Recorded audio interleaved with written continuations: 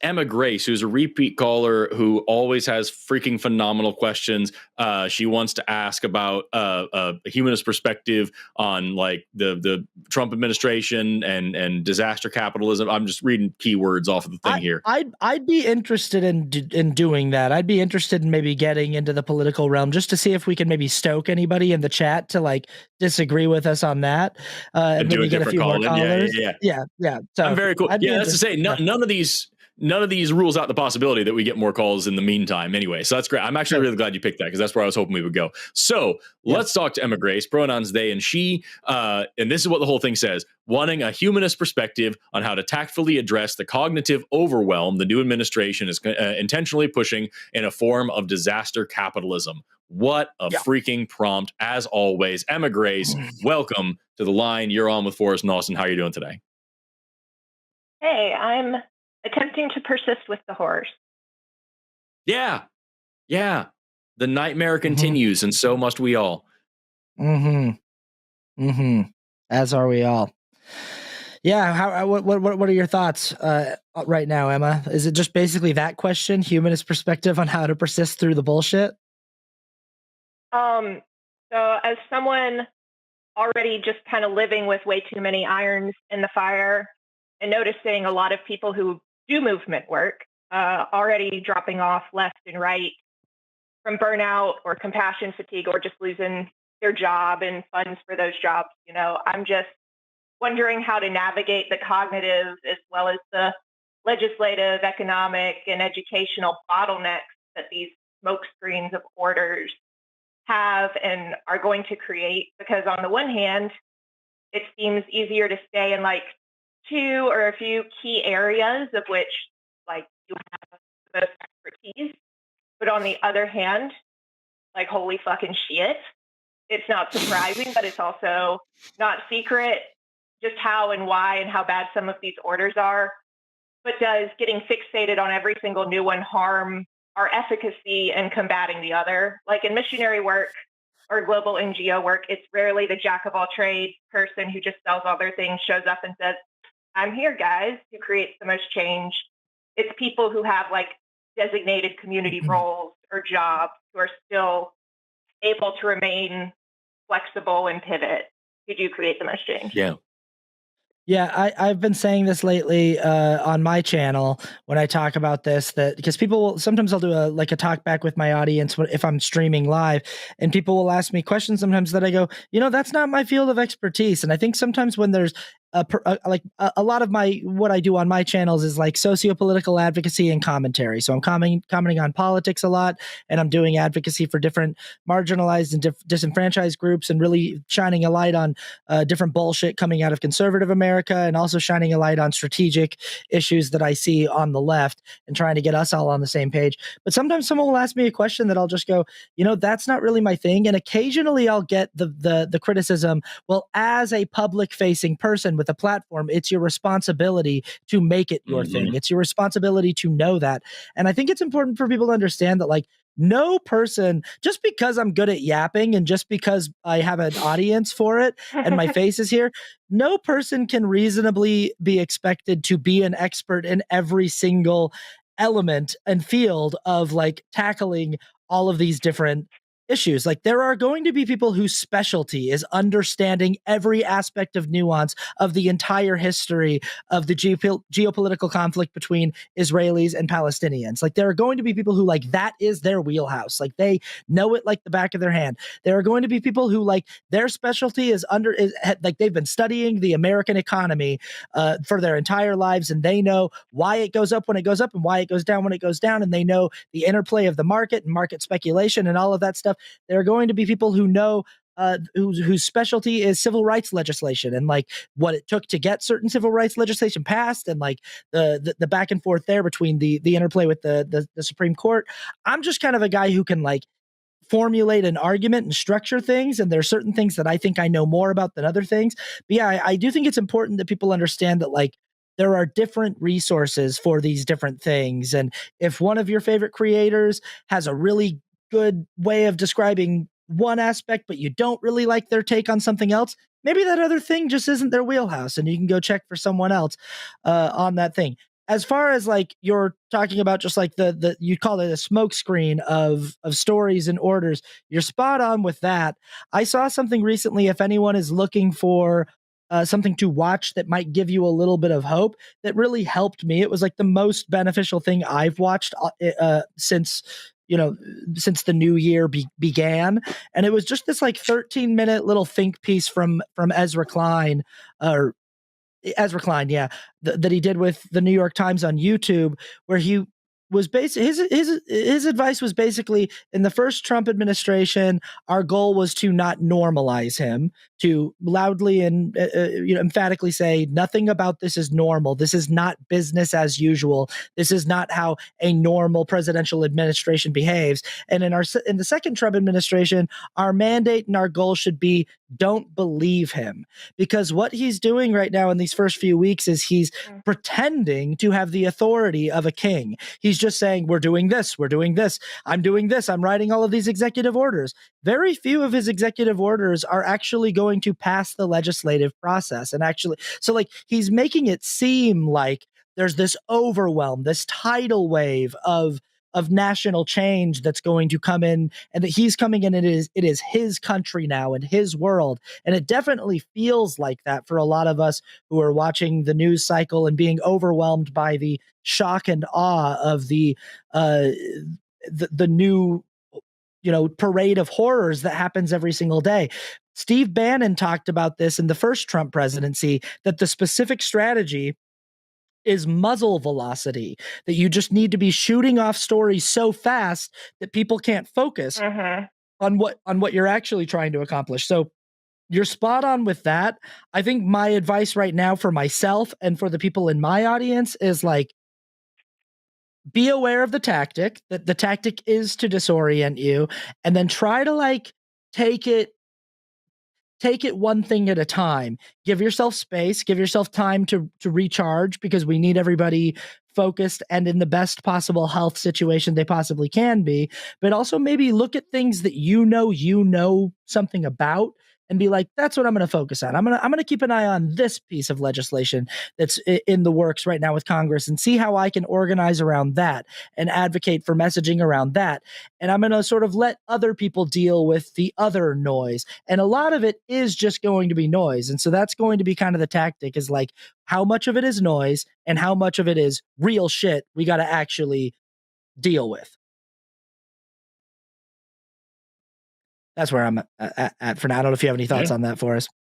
Yeah, no, I was gonna. You hit most of the things that I was gonna. I have my notes here, and like you hit most of them. As that, Bannon last time called it flooding the zone. That you just do a shit ton of things, like 5 executive orders a day, and while the media is freaking out about the most egregious one, they miss the other 4, and those just go through, and nobody's paying. It's too much stuff to pay attention to, and you put in, when you talk about like this cognitive overwhelm, that is the point.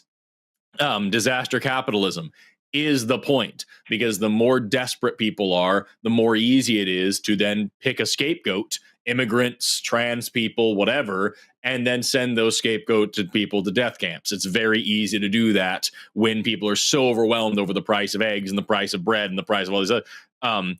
I do think, as far as, and also there's the analogy of a lot of people have been talking about Air Bud the whole time. We're all here screaming, dogs can't play basketball. The dog's fucking playing basketball. And so like, as we are sitting here on the news screaming, Trump's not allowed to do this, Elon Musk can't just bar a building. Elon Musk can't just walk into the Department of Education or whatever and lock the doors and disallow any elected officials from going in and hack the server. They're doing the thing while we're sitting here discussing how illegal it is. They're doing the thing. And it's beyond frustrating for me. And I don't want to sound like I'm instigating anything, because I'm not, but it's beyond frustrating to me personally to watch all of these freaking Democrat politicians just stand there and be like, look, there's a man here just standing in front of the door and he won't let us in. What are we to do? Look, get the news. The news should see that we're not allowed in. And it's like North Korea had a military coup that was ended in less than 12 hours because the politicians jumped the fences and did their jobs. Why are you allowing this skinny white dude to just stand here? And that's what stopped democracy. Democracy is over because this man wouldn't get out of the way. Anyway, the point is, you had mentioned, like, how do we deal with this, and like, do we try to address everything, or do we stick to our areas of expertise? I very much am going to parrot what Austin was saying and say stick to your area of expertise for sure, because otherwise, South Korea, pardon me, thank you, Morgan. I don't know if I said North Korea. I'm very stupid, but sticking to your expertise is not only the most useful strategy, because it's like, if I tried to write a paper about, polymer chemistry, I might be able to do it, but it's going to suck ass. And I should really go to someone who is a polymer chemist to like tell me what's going on. I shouldn't do that. I should stick to the one thing that I'm good at. And same thing, like if we're talking about, Trump's dumbass executive order about sex and gender and stuff, that's something that I can speak to. I'm not going to be as good, if I'm good at all, about speaking to like these little details about the military should be doing this, or this is how we should be funding roads and or this is how we're going to tariff people. Like I can talk about that a little bit, but not nearly as much as somebody like Josie, who does political shit for a living. And not only is it the most useful for that reason, also, that is the best way to avoid burnout and becoming so overwhelmed, where you're trying to learn as much as you possibly can about every little minutiae detail of all these little things in order to try to keep up a public appearance about it and a good educated opinion about it, instead of saying, here is this expert that is an economist that is telling you why this is stupid, listen to her. Here's this expert in agriculture that knows it, listen to her. Here's this expert in medicine that's telling you why this is dumb, listen to her. Instead of just saying, here's my opinion on everything. It will stop you from going insane, and it will make sure that you are credible and moving forward as well. Those are my thoughts, Emma Grace. We both rambled at you for 10 minutes. What do you think?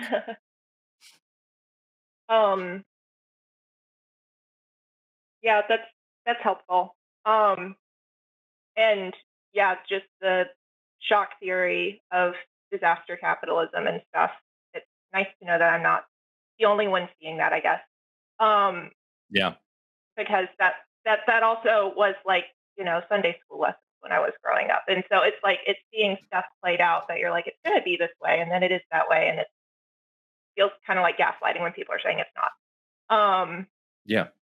And like, I've lived in a country that the US and others' colonial involvement decimated the government in order to prop up resource extraction. But like, I was working there years after the fact, despite continued interference. So like, the doors had already been open with those coups for a long time. And we're, as a country, and not in a lot of ways, just the beginning of this, because we were founded on genocide and Trump changed the game in 2016. But like, in some ways, we are at the beginning of this process of upheaval, acceleration.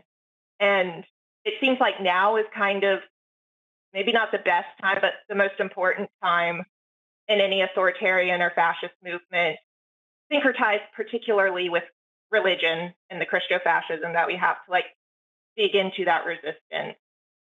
And I guess it's best to leave that to the professionals, or like, how do you, when you are out of your wheelhouse, like my things are Christo-fascism, colonialism and anthropology, and educational work. But like, when it's out of the wheelhouse, like knowing who to defer to, especially with lots of things shut down and things being taken down. Yeah, it's interesting. I mean, because we are also experiencing unprecedented times and unprecedented events kind of daily, at least for us and for our country's history. And so it's hard to know, like, what's the common move here? Because some of this stuff, like Forrest was saying, if there's a guy standing in front of the door saying you can't come in, our new department is taken over here. And Forrest said, I don't want to instigate anything, but I was like, yeah, when I see stuff like that, I have a similar reaction where I go like, well, do you want us to come down there and get involved? Because what we do, what we do once we know we're breaking the law, like once we is like, well, like it could get really ugly really quick if you want it to look like that. And again, I'm not saying anyone should do anything like that, but like physical violence is not in my wheelhouse. It's not something that I'm not a war strategist, and but like I keep thinking right now, and I know that making allusions to 1930s Germany is just sort of the most played out thing that people do whenever they're discussing political situations. Right. It's never been a more prescient example than it is right now, when we have actual real life, literal, avowed Nazis in the White House, when we've actually allowed 100 years to the date, actual real Nazis to have significant power at the executive level in our country. I keep thinking about the fact that ordinary citizens who were like just regular, who were like farmers and butchers and bakers and stuff like that, either had to join forces with the party for self-preservation, or had to kind of sully their own decency and start killing motherfuckers. I don't know. There's a really famous story about these young women that they called like the Black Widows of Germany, that would seduce young German soldiers and like go on dates with them and take them back to their apartments, and they would murder them in their apartments. And it's like, these weren't serial killers. These weren't like women who had like a fetish for killing.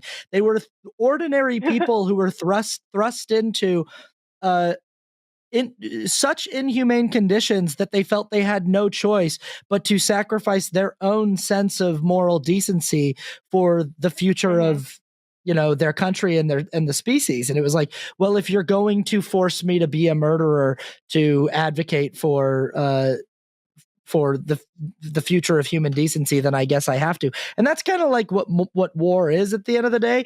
And I keep thinking about that lately. I'm not a violent person. I'm not a soldier. I don't own any weapons. I don't own a gun. I have no fantasies of getting in fist fights with anybody or gun fights with anybody. But I keep thinking about this sort of thing of when you talk about being outside my wheelhouse, I'm kind of like, well, what happens when the stuff I do know, when talking, when words, when content, when advocacy, when conversations like this fail, when there are boots on the ground in my town and I don't have a safe route out of town? At that point, I don't know. I think these are questions that a lot of people are grappling with right now. And I know that what I'm saying doesn't sound very hopeful. It sounds kind of terrifying, but it is sort of the reality that I'm honestly considering. And I don't like it, but it is where I sort of am. Gotcha. Forrest, I think you got muted somehow. I'm so fucking stupid. I muted my thing again. I was just saying, it is really important that, especially as public figures, as we are, we have platforms and stuff, to constantly be reminding people, make sure when you're protesting that you are being safe, make sure that you are being helpful, you're not out there for your own ego, make sure that you're always being nonviolent, make sure that you're always protecting yourselves and others. I also would I want to encourage everybody also to don't go out looking for a problem ever. Don't go out looking to start a fight. Don't go out looking to cause damage. But also don't not be prepared to defend yourself, and don't go out expecting the thin veil of societal order to protect you. People that's the biggest thing. Yeah. When I talk about not being violent, there's a principle there of nonviolence being good. But I also on top of that, there's another layer of shit to that cake where it's I also understand that if I were to encourage somebody to go out there and actually push your way through these motherfuckers and go, do the crazy and get this shit done in the way that I think, blah, blah, blah, whether or not I think that's appropriate, people will actually die. Violence actually will lead to people being there's a lot of people on the internet that like to cosplay as revolutionaries and like to be like, oh, we'll go tear down the walls and throw our bodies on the machine until the machine can't turn, as if that's a fun thing to do, and as if actually the reality of that situation isn't actual death. And so like, that's the big thing, is like, you like, it's important to remember that like, while we advocate for nonviolence and while we advocate for peaceful protest and while we advocate for people to be smart and responsible and everything out there, that is maintaining as best we can that razor thin, sheer thin, like little veil of society that keeps people from actually just fucking murdering each other. And you need, if especially right now when we're talking about expanding Guantanamo to take in like an order of magnitude more people than it has ever held, just because they may be suspected of being a migrant. We're talking about building prisons in El Salvador to handle the overflow of money. We just had this this memo that just came out of the Attorney General's office a few days ago. I don't know if you saw it, that talked about how great the death penalty is and how for too long America has been stingy with the death penalty, and that shameful history stops today, and we will bring back the death penalty for all these violent people, comma, and also anyone in this country illegally. Like, yeah, the writing's on the wall, and you don't want to sound like a conspiracy theorist, but so like, don't go believing that the bad shit's going to happen until it happens, but like, be aware of what that looks like. And if you're going to go out and protest and fight for this stuff, be aware that you are in real danger, and do not go out looking for a fight, but fucking be careful and be ready for one and be prepared for that shit. And don't go out with the idea that if you just hold up a sign and have your First Amendment that you're safe and protected. You're fucking not. These people are crazy. So be fucking careful and don't pick up the bricks. No construction company in the world leaves stacks of bricks around where there's a parade route. Don't fucking pick up the bricks. Don't be stupid. Just be safe and be responsible. I say that because we have a lot of people listening. I know, Emma Grace, you're going to be cool, but like, as for the people listening, be fucking safe.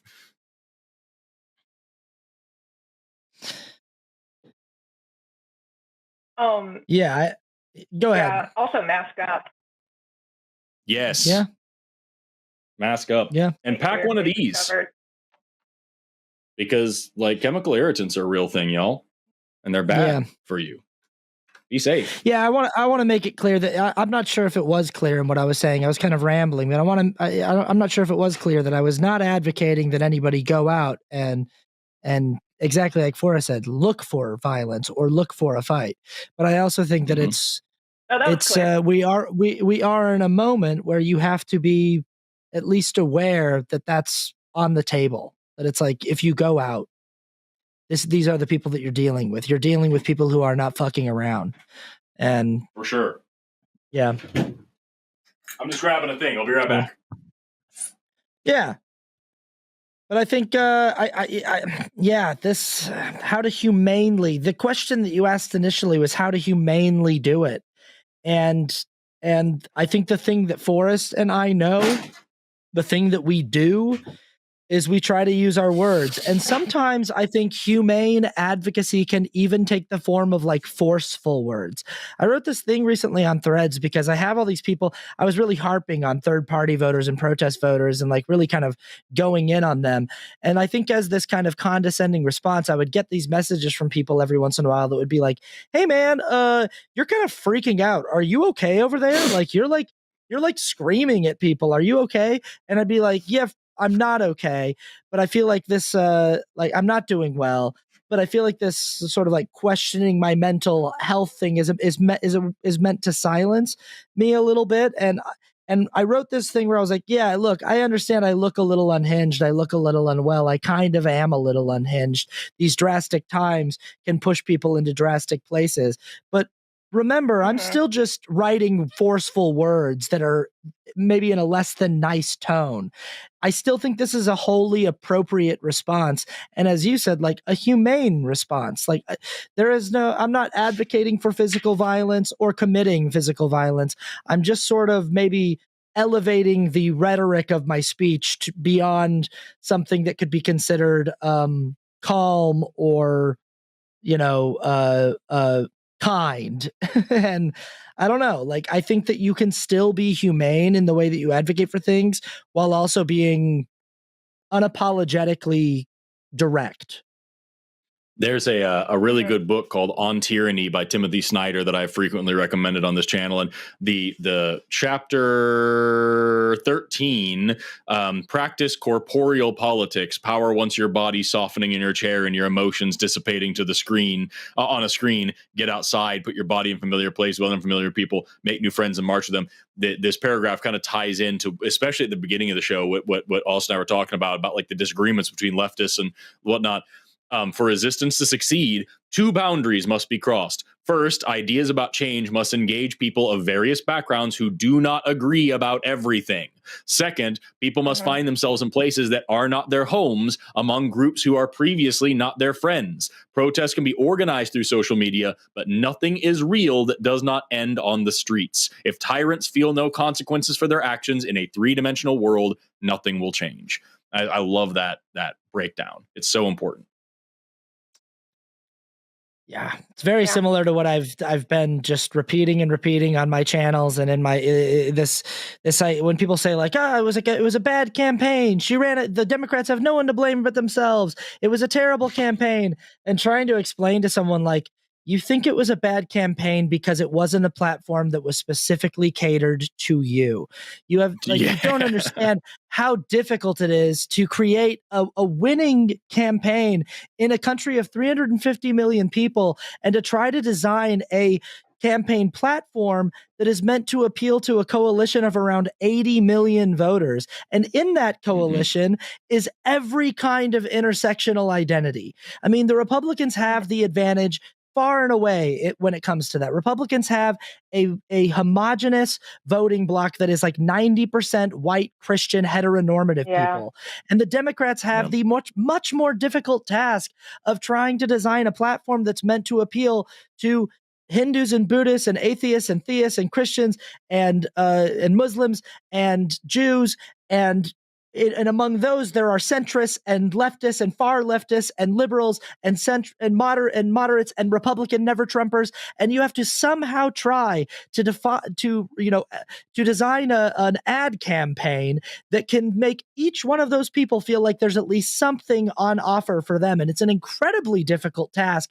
And yeah, there are going to be mistakes made. There are going to be things about the campaign that you can point at and say, they shouldn't have done this. She never should have said this. She should have worded it this way instead of this way.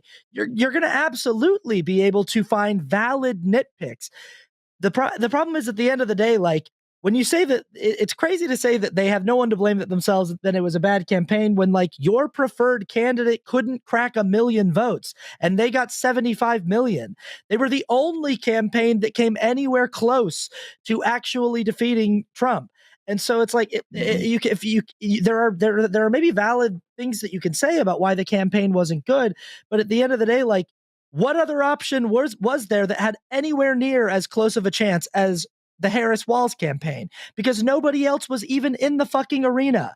And so what I hear there in that quote from On Tyranny is it's like, in order for this to be successful, the boundary that we need to be crossed, that needs to be crossed first and foremost, is all of us as a coalition need to be willing to compromise on some of our values and some of our sticking points on what we would like to see in a campaign, because the campaign is not meant to specifically cater to just me. It's meant to cater to a little bit to me and a little bit to Forrest and a little bit to Emma and a little bit to and it's like, we're all going to hopefully get something on offer for us. And the big thing we should all be able to agree on is that we get not Trump. And I know that for a lot of people that feels inadequate, but in a binary electoral system, that's all it ever needs to be. All the candidate ever needs to do is demonstrate that she is a safer, more qualified option than her opponent. And she did that. And so it's like, every time someone brings up something they didn't like about the campaign, I'm like, I'm not disagreeing with you. I'm not going to tell you that the campaign was perfect or that it was beyond reproach. What I am going to tell you is you knew what the options were and you needed to be willing to get your fucking hands dirty. That's why people keep talking about the trolley problem and stuff like that, is it's like, participating in this in a meaningful way is going to require you to cross some boundaries that you don't want to cross. And that's why I also brought up, ordinary people becoming literal murderers in 1930s Germany. It's like sometimes in order to participate in an effective way, you need to be willing to compromise some of your ethical boundaries, and in service of a larger, greater good than your own ego. And that's a really hard concept for a handful of us to grasp. And the sooner we can understand that, the better the safer we'll be. But for sure, I don't know. Emma Grace, we've been rambling for a minute. What do you think about all these things? I mean, it sounded like Austin needed to get that off his chest, and it was great. I have a question. I guess not so much in regards to burnout, but in regards to compassion fatigue within movement work. I guess a large part of how I persisted through compassion fatigue in the past for a very long time was very faith-based resiliency and having God on my side. And I'm wondering, and these days it's more surviving out of spite and continuing to show up out of spite and all that. But I also recognize that is not a super sustainable model. And I'm wondering, what do you have to say about compassion fatigue and stuff? You hinted out a few things of like helping other people and stuff like that. But that's part of where the exhaustion comes from. Yeah. I don't have any meaningful, like, if you find a reliable way to abate compassion fatigue, let me know. Cause like for me, it's just like, it's like, so I'm very much of the idea, I think it was Aristotle that was all about like morality and whatnot it's a practice. It's a habit. It's not something you just have. It's a muscle that you need to constantly be working out. And so like I get points where I'm like on TikTok and I see yet another thing about the genocide in Palestine, yet another thing about the atrocities in Congo, yet another thing about, what America has done to trans people today, yet another thing about and I'm just exhausted and I've got work to do and I feel insane because I'm like, how the fuck am I supposed to prioritize the fact that I need to go study for a neuro exam when I should be screaming on the street corner right now? I don't know. And like, it gets you. And so I'm like, okay, I've got to find like hierarchy of ways that I can be useful. Lowest level is like, I can maybe just like, I can repost this and other people will see it at least.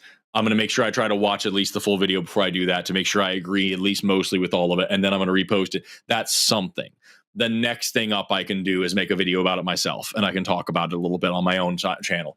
The next thing up I can do is start calling my reps about it. The next thing up I can do is write something significant about it and publish that, and so like trying to find like where I can actually be useful and knowing that I can't be peak usefulness all the time for everybody forever, that helps a lot for me personally.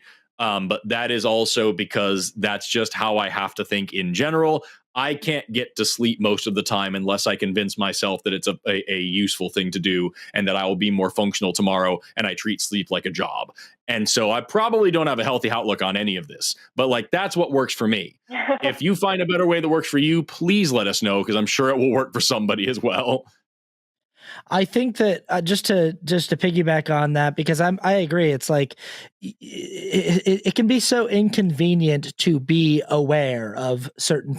You look at sometimes the blissful ignorance of like conservative Americans who just like my friend that I mentioned earlier, who was like, look at my life and look at yours. Like he's just living in a mansion in Texas and he's building tree houses for his kids. And he's just pretending like Trump is making the country better because he's got millions of dollars. So what the fuck does he care? And he can kind of just pretend. He just shuts his mind off to like the suffering of other people, and he just focuses on like the smile on his kid's face, and he just does. And there's a lot of people that do this, whether they're aware that they're doing it, whether it's a conscious process, or whether they bury deep down any ability to detect the suffering of others so that they can protect their own peace. And I think that there could be a very strong argument made that it's deeply unethical and immoral to do that, to become a person who switches off your ability to feel empathy and consciously pushes away the suffering of others so that you can prioritize your own peace and your own happiness. I think there could be a very, strong argument against that.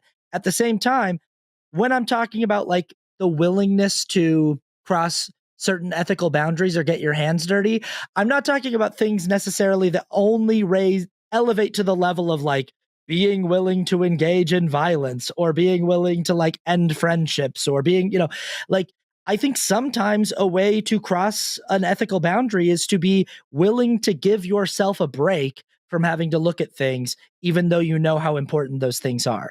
And even though you're a person who like does have a functioning heart and a conscience, and you can see how terrible these things are, in order for you to be able to be an effective ally and advocate, you're going to be able to need you to allow yourself to like take a vacation.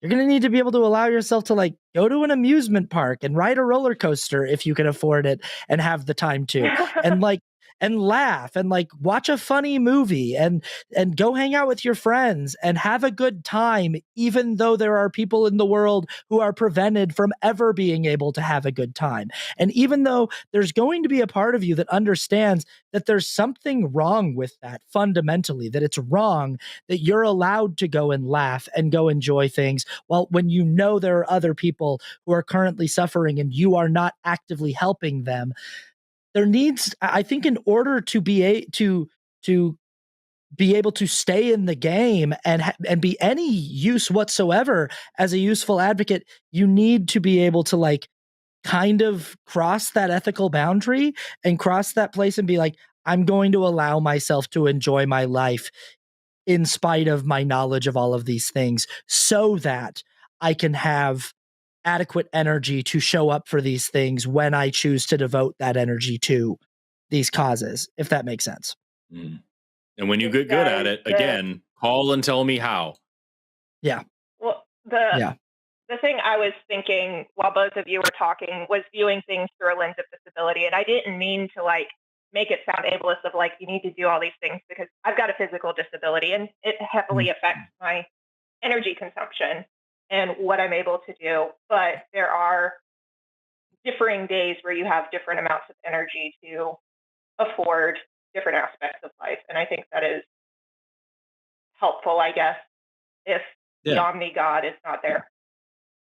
For sure. Yeah. No, I didn't think you sounded ableist. I got what you meant, but also I may be not catching that because I'm, not in that perspective. So like, but no, I think you're already, I know you've heard me say this a lot of times before, Emma Grace, but I think you're already on the right track. And I think we have more people like you who are thoughtful about this, would be in a lot of a better place. Yeah. I don't think so, but I appreciate the sentiment. Oh, I very think so. Yeah, I think so too. Here, I agree wholeheartedly. Most definitely. Emma Grace, you're a rock star. Sorry, go ahead, Austin. I was just going to say, you seem to be, as the radical left would say, woke, and that's a good thing to be. You've got a lot of fans on this show, by the way, Emma Grace. Like every time whenever I talk about you, like I don't know if you check the live chat at all, but the chat was alight as soon as I mentioned you were calling in. So like, we hope you keep calling and hope you keep asking good questions and hope you keep exploring these things. We love hearing from you. And if you find more stuff about this and find a way to feel good about putting your oxygen mask on first, then please let us know about it, because I think we're all struggling with that right now. All right, will do. Thank y'all for all your thoughts. Take care, Emma Grace. They are super cool, and they always call in with this really, really sharp, pointed questions that encourage like a really thoughtful dialogue. And I feel bad because like they usually she'll just listen, like and we'll ramble for 30 minutes, and she's like, yeah, And then also here's this other thing. And we're like, with that and fucking that. And then we go on like a whole thing. But like, I love the prompts that she gives us. And I love the way that she talks. Wow. That was a great clip we just watched. Hey, Eve, what should the people do now? Leave a comment, click like, subscribe, patreon.com/ does that say call the line? Yeah. But if you could have made, we could just make it a little more natural. On the next clip, the outro will be much better.